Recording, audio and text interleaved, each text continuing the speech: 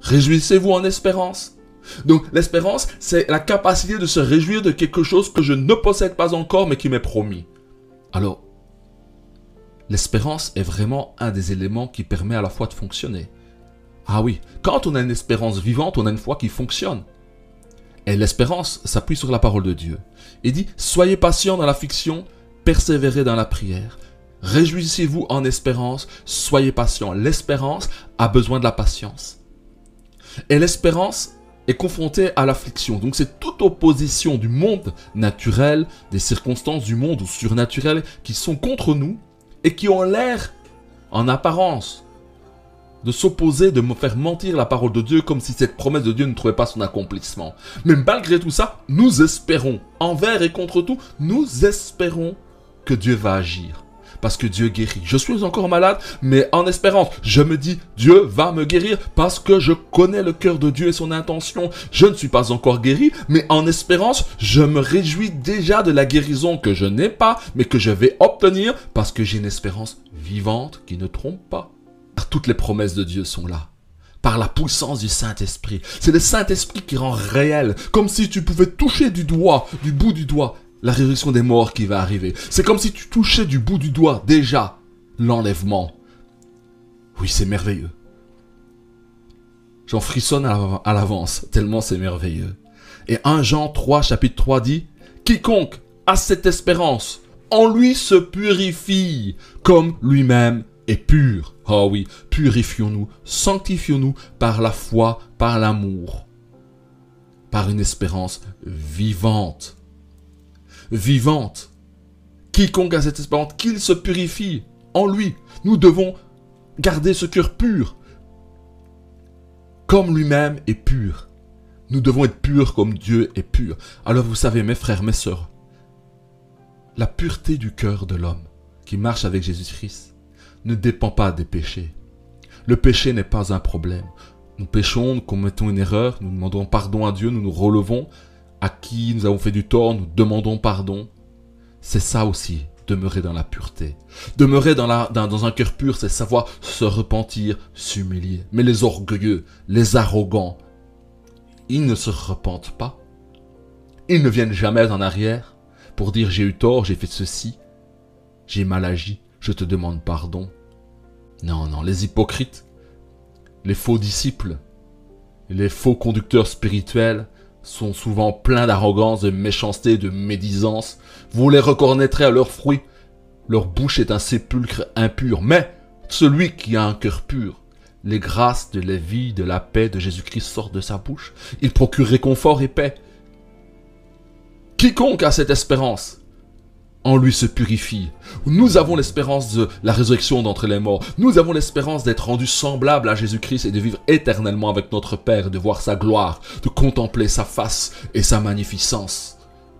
Tout cela est dans l'Apocalypse, des choses merveilleuses. Car ceux qui auront part à la résurrection d'entre les morts et à l'enlèvement, quand nous serons aux noces de l'agneau, imaginez les noces de l'agneau dans les cieux. Là, nous serons ensemble, à cette table, nous verrons David. Nous verrons Moïse. Nous verrons Enoch, Élie avant qu'ils ne descendent, les deux prophètes, pour agir au temps de la tribulation. On sera à table avec le roi des rois, le roi des rois. Et quand il redescendra sur Israël, nous descendrons avec lui. Lui devant, nous derrière. Et nous verrons Israël d'en haut.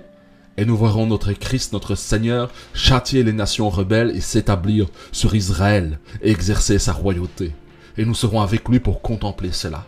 L'espérance saisit cela. Une espérance vivante voit cela et se réjouit par avance par cela. C'est ça, une espérance qui est soutenue par la puissance de l'Esprit.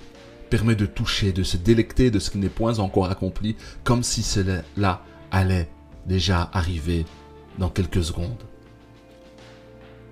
1 Pierre chapitre 3 verset 15 nous dit « Mais sanctifiez dans vos cœurs Christ le Seigneur, étant toujours prêt à vous défendre avec douceur et respect devant quiconque vous demande raison de l'espérance qui est en vous. » Alors, garder un cœur pur, c'est garder un cœur sanctifié. C'est-à-dire quoi? Sanctifié, c'est un cœur qui est mis à part et qui est réservé. Sanctifié ne veut pas dire saint. Sanctifié veut dire réservé pour Dieu. Un cœur qui fonctionne pour Dieu. Un cœur qui prie. Un cœur qui écoute. Un cœur qui agit pour Dieu. Un cœur qui vit en espérance, qui est plein d'espérance vivante. Un cœur qui aime véritablement. C'est un cœur qui est mis à part, qui est en relation, en communication, qui incarne en lui les choses du Père, du Fils et du Saint-Esprit. Et qui les garde. C'est ça un cœur qui est mis à part.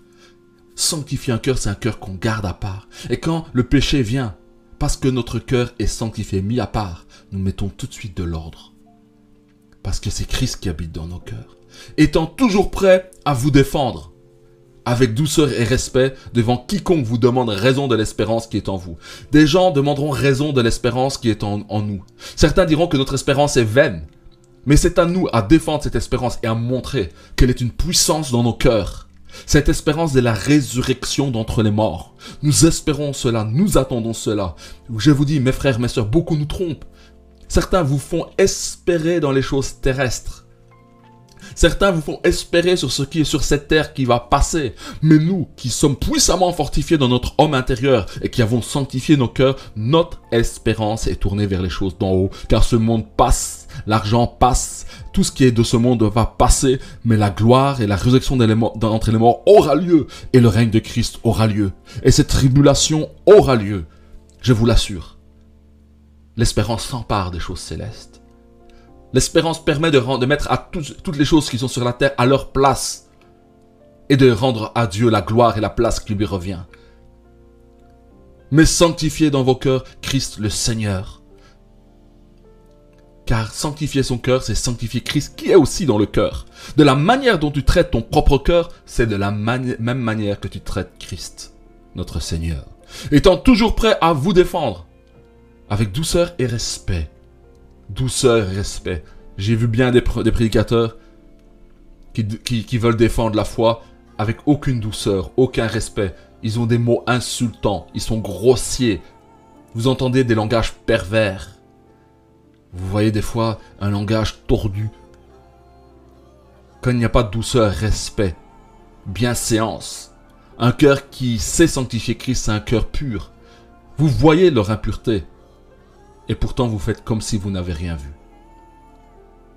Alors, je vais vous raconter une parabole qui parle bien de l'espérance. L'espérance, c'est comme deux brigands qui ont été tous deux arrêtés pour crime et vol. Et ces deux brigands sont mis dans deux prisons différentes.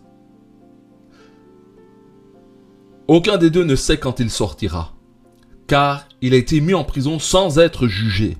Vous savez, il y a des pays où on vous met en prison et on peut vous oublier et on ne vous juge même pas et vous pouvez passer toute votre vie mourir dans cette prison. Il en est ainsi de ces deux prisonniers qui ont été mis en cellule et qui ne sont pas encore jugés. Et on leur fait bien savoir et on leur dit qu'ils ne sortiront pas de cette prison et que s'ils sortent, ils sortiront par les pieds devant, c'est-à-dire morts. Le premier prisonnier n'a aucune espérance de sortir. Il ne voit aucun lendemain glorieux devant lui qui puisse lui dire que sa situation va changer. Au contraire, il ressasse les paroles qu'on lui a dit comme quoi il va sortir de la prison les pieds devant. Tandis que l'autre prisonnier, qui est aussi coupable que l'autre, lui a une espérance. L'espérance, d'où vient-elle? Son espérance vient qu'il a des véritables amis. Des véritables criminels qui ont œuvré avec lui et qui lui sont redevables.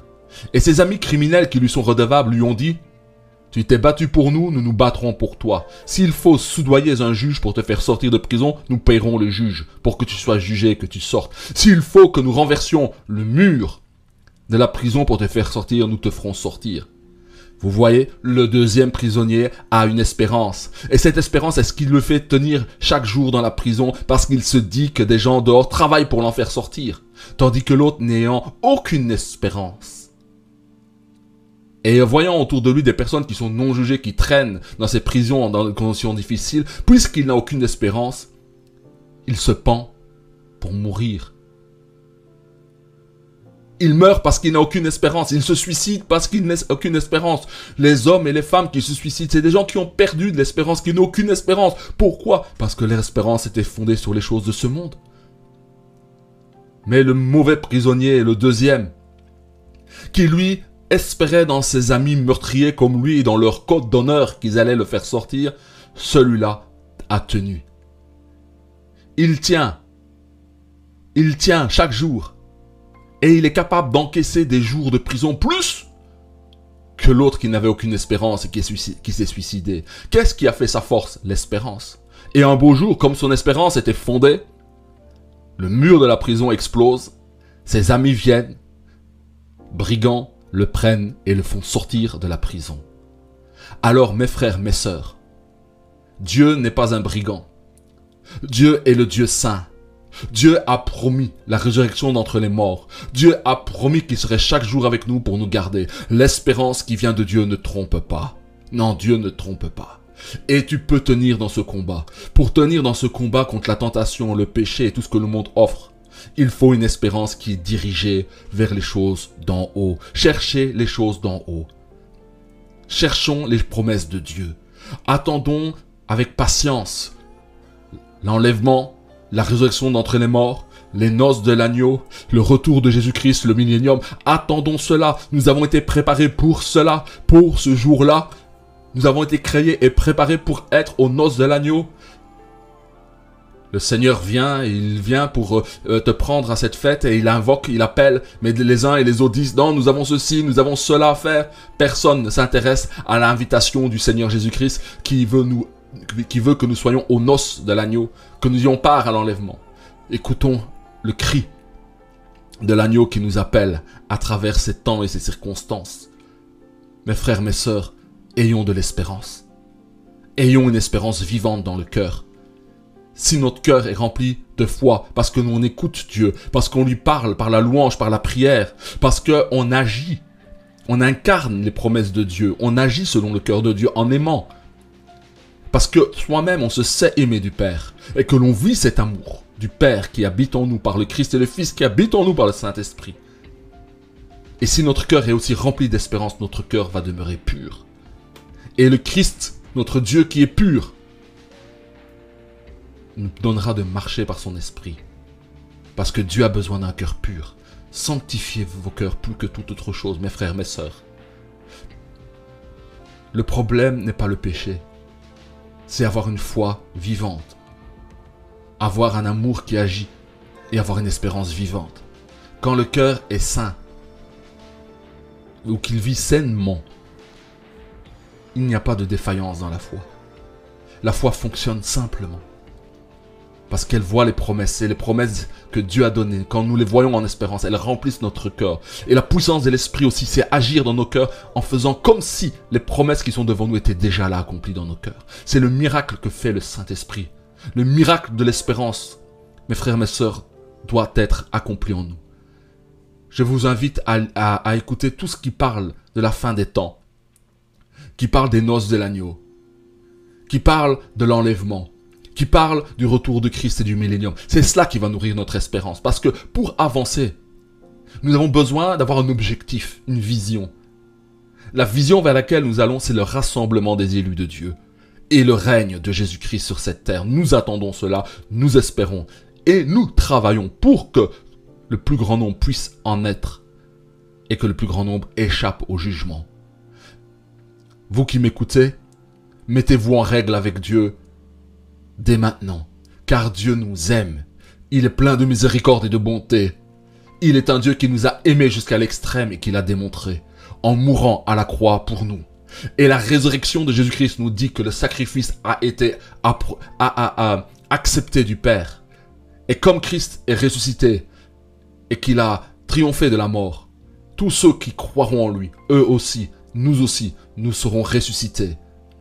C'est la promesse qu'il nous a donnée. Comment je sais que cette promesse est vraie? Parce que j'ai reçu le Saint-Esprit qui est en moi. Tu as reçu le Saint-Esprit qui est en toi. Et l'Esprit dit à ton esprit que tu es un enfant de Dieu.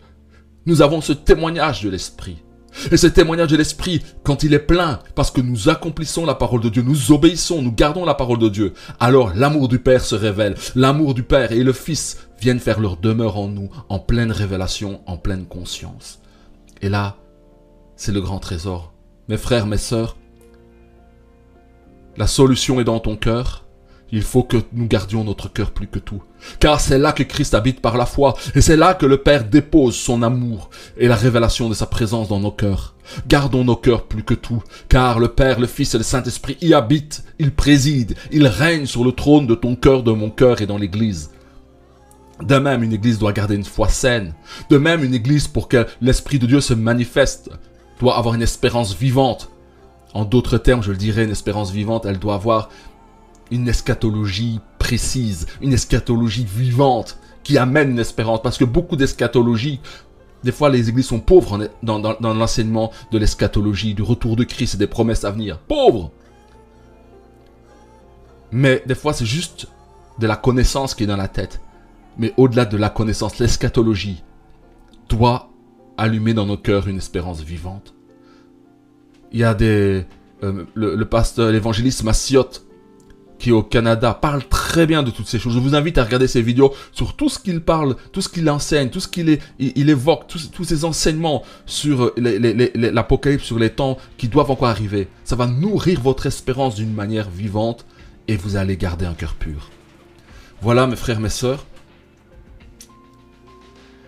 Hébreux 6,19 nous dit « Cette espérance, nous la possédons comme une ancre de l'âme. » Ah oui, l'âme pour sa stabilité a besoin, comme un bateau, d'une ancre. Et cette ancre, c'est l'espérance.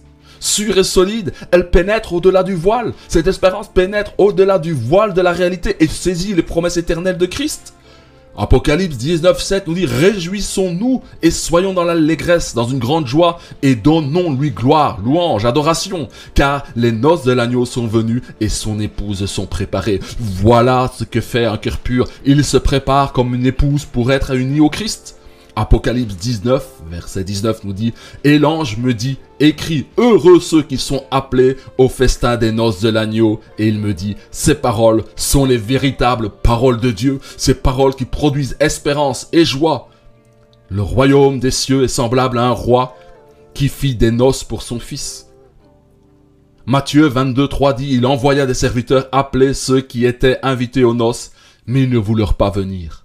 Venez, dit le Seigneur, car les noces de l'agneau approchent. Venez, dit le Seigneur, les noces de l'agneau sont proches. Et ceux qui l'accueillera, c'est ceux qui ont gardé un cœur pur, un cœur plein de foi, un cœur plein d'amour et un cœur plein d'une espérance vivante. Sur ce, mes frères et mes sœurs, passez un bon week-end, un bon dimanche et que la grâce de Dieu vous accompagne. Alors pour vous qui êtes sur Namur, vous pourrez rentrer en contact avec moi et je vous conduirai vers nos cellules et vous pourrez vous joindre à nos cellules et ensemble, nous allons garder un cœur pur en nous fortifiant dans la foi, dans la parole de Dieu et son écoute. À bientôt.